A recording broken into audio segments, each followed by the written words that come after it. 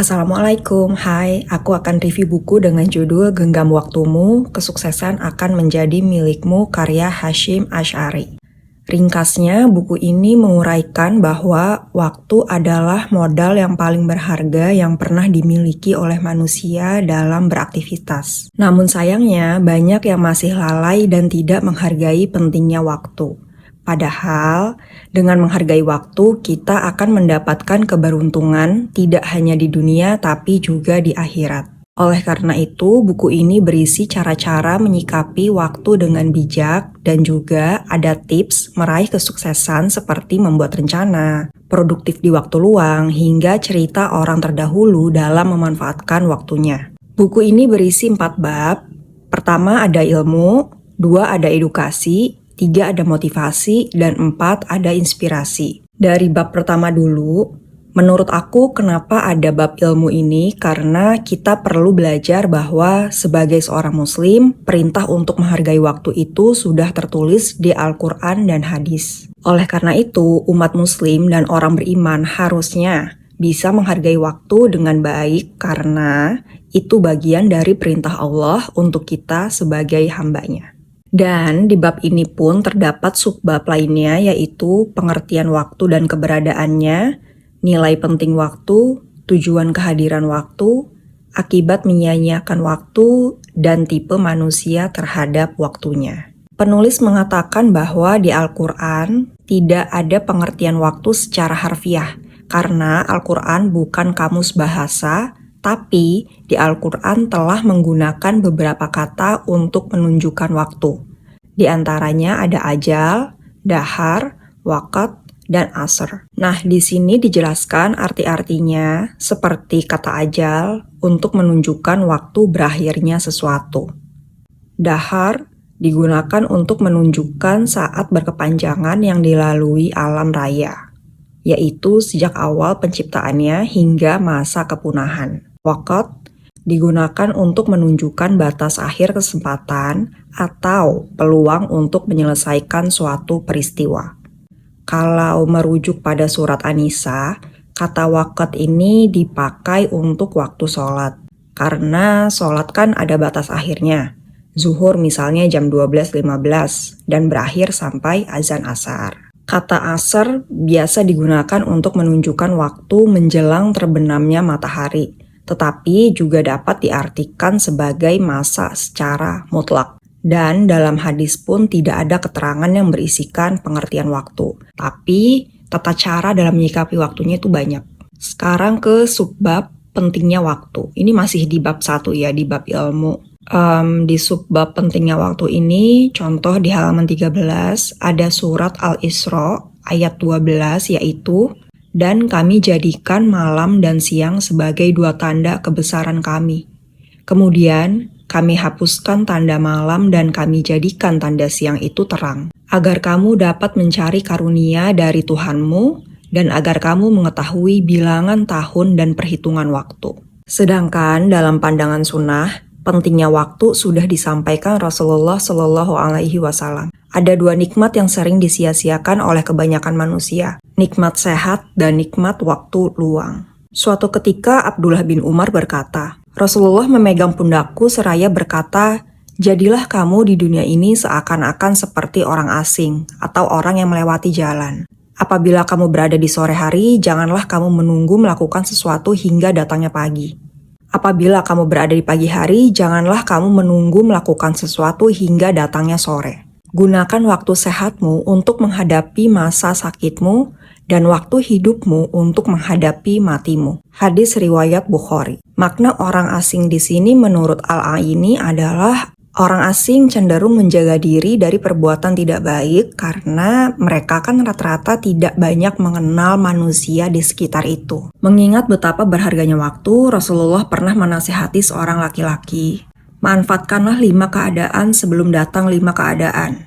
Masa mudamu sebelum masa tuamu, masa sehatmu sebelum masa sakitmu, masa kayamu sebelum masa fakirmu, masa sempatmu sebelum masa sibukmu, dan masa hidupmu sebelum datangnya kematianmu.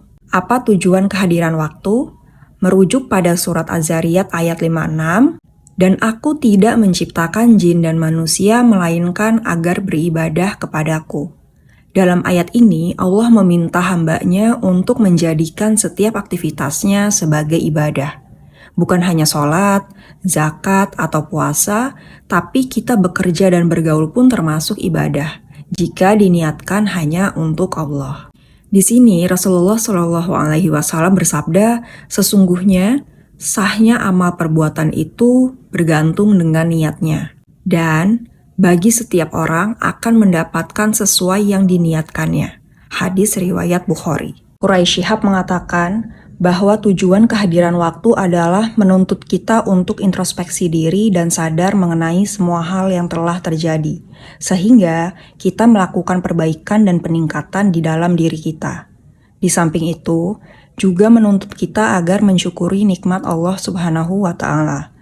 Dalam artian, menggunakan segala potensi yang dianugerahkan Allah kepada kita sesuai dengan tujuan penganugerahannya. Untuk lebih detailnya, ada nih uraian dari Rasulullah SAW. Ketika beberapa orang sahabat Nabi mengamati keadaan bulan yang sedikit demi sedikit berubah dari sabit ke purnama, kemudian kembali menjadi sabit, dan kemudian menghilang, mereka bertanya kepada Nabi, "Mengapa demikian?" Al-Quran pun menjawab, yang demikian itu adalah waktu-waktu untuk manusia dan untuk menetapkan waktu ibadah haji. Ayat ini mengisyaratkan bahwa peredaran matahari dan bulan yang menghasilkan pembagian rinci, seperti perjalanan dari bulan sabit ke purnama, harus dapat dimanfaatkan oleh manusia untuk menyelesaikan suatu tugas. Salah satu tugas yang harus diselesaikan itu adalah ibadah. Dalam hal ini dicontohkan dengan ibadah haji, karena ibadah tersebut mencerminkan seluruh rukun Islam. Ibnu Al-Jauzi mengatakan, malas dari mengerjakan suatu kebaikan adalah seburuk-buruknya teman, dan suka mengistirahatkan diri akan mewariskan penyesalan. Maka, perhatikanlah dan berjuanglah untuk dirimu. Sesalilah waktu yang telah berlalu yang sudah engkau sia-siakan, dan ingatlah waktumu yang telah hilang. Subhanallah, aku juga kadang jadi kaum rebahan. Ini benar-benar pengingat untuk diriku agar lebih produktif lagi. Akibat menyia-nyiakan waktu. Di bab ini, penulis mengingatkan kita kepada surat Al-Asr ayat kedua, yaitu kerugian dan penyesalan. Di halaman 27, penulis menyampaikan bahwa zaman dahulu, orang Arab jahiliyah sering mempersalahkan waktu ketika mereka mengalami kegagalan dan mendapatkan musibah. Oleh karena itu, Allah bersumpah wal asr untuk membantah anggapan mereka karena waktu itu bersifat netral. Tidak ada sangkut pautnya terhadap pengaruh baik buruknya seseorang. Ada berbagai pendapat dari ulama, salah satunya Quraisy Shihab. Beliau mengatakan asar di sini sebagai waktu asar. Paling tidak manusia akan menyesali waktunya yang terbuang sia-sia di waktu asar, ketika matahari akan terbenam. Itulah agaknya Allah Subhanahu wa Ta'ala mengisyaratkan dengan kata asar untuk mengisyaratkan bahwa penyesalan datang kemudian. Seperti yang Ibnu Qayyim katakan, apapun yang telah hilang masih bisa diharapkan kembalinya, kecuali waktu. Sebab ketika ia hilang, tidak akan ada yang mampu mengembalikannya. Karena itu, waktu adalah harta yang berharga yang pernah dimiliki manusia. Tipe manusia terhadap waktunya. Setiap orang dibagi ke dalam 4 jenis. Pertama, mereka yang bergantung pada masa lalu. Kedua, masa sekarang. Ketiga, masa depan. Dan keempat, orang yang mampu menyeimbangkan ketiganya. Bergantung pada masa lalu, contohnya, adalah orang yang masih saja membanggakan jabatannya di masa lampau. Atau bisa juga menyesali perbuatannya di masa lalu. Orang seperti ini tidak akan sibuk merencanakan hidupnya, malahan hanya terjebak di masa lalunya. Sama halnya dengan masa depan. Orang seperti ini akan pesimis dengan masa depannya, karena dipenuhi dengan rasa takut. Alih-alih merencanakan, bisa jadi mereka hanya berani menghayal untuk menggapai impiannya. Yang ketiga, sibuk dengan masa sekarang. Orang-orang seperti ini, mereka tidak pernah introspeksi diri. Dan ya keadaan seperti itu juga nggak baik, karena bisa saja orang-orang seperti ini terlena dan tidak akan mengalami perubahan diri untuk meraih masa depannya. Yang keempat adalah tipe orang yang mau belajar dari masa lalu, mempersiapkan masa depan, dan selalu optimis dengan apa yang dia lakukan hari ini. Bab 2 ada edukasi. Di bab ini, penulis memberikan beberapa aktivitas yang bisa dilakukan untuk mengisi waktu luang agar kita bisa lebih bijaksana dalam menyikapi waktu. Seperti di halaman 55 ini, ada menunaikan kewajiban, berbakti pada orang tua, menyibukkan diri, dan belajar. Di halaman 99 juga, penulis memberikan quotes yang menginspirasi agar kita lebih produktif dan semangat meraih kesuksesan. Dan ya kayak gini quotes-nya kurang lebih.